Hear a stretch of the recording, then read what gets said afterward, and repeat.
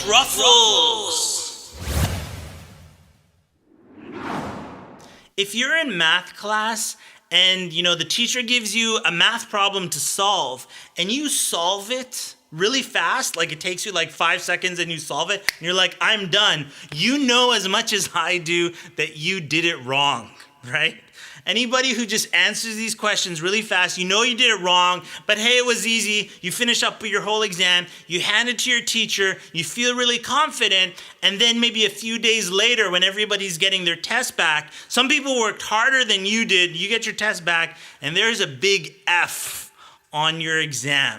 Why is that? Because you have to understand that just because you did the work doesn't necessarily mean that you got it right. Just because you did the work doesn't necessarily mean that you got it right. Let's check out today's ayah. وَاتْلُ عَلَيْهِمْ نَبَأَ ابْنَيْ آدَمَ بِالْحَقِّ إِذْ قَرَّبَا قُرْبَانًا فَتُقُبِّلَ مِنْ أَحَدِهِمَا وَلَمْ يُتَقَبَّلْ مِنَ الْآخَرِ قَالَ لَأَقْتُلَنَّكَ قال إنما يتقبل الله من المتقين.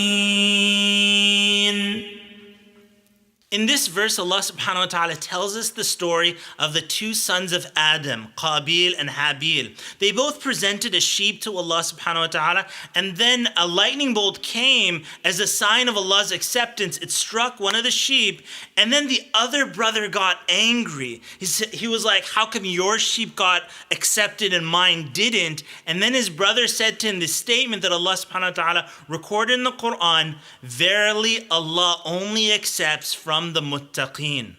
Now understand this, that there are two sides to this doing good deeds equation. There is us doing the good deeds, and then there is the acceptance of Allah subhanahu wa ta'ala. There needs to be both. It's not just that we just do the good deeds and then we're done, because we might get that exam back. We might stand in front of Allah subhanahu wa ta'ala and we did something wrong. Maybe we weren't doing it for the sake of Allah. Maybe there was, something messed up in what we were doing. So we always have to be humbling ourselves when we do these good deeds so that Allah subhanahu wa ta'ala can accept from us. If you look at Ibrahim alayhi salam, when he was building the Kaaba with his son, now they weren't just like doing Hajj and doing Umrah and these, they built the Kaaba.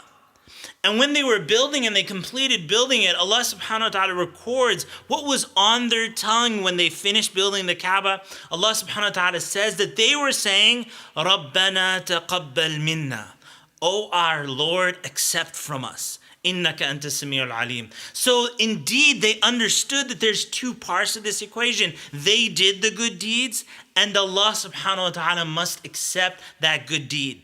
So here you are doing these good deeds, whether it's in the month of Ramadan or after Ramadan, you have to realize that these are the good deeds that you present to Allah, and you must raise your hands in dua to Allah subhanahu wa ta'ala. May Allah azza wa jal accept it. And actually, here's a really interesting bonus point for you guys.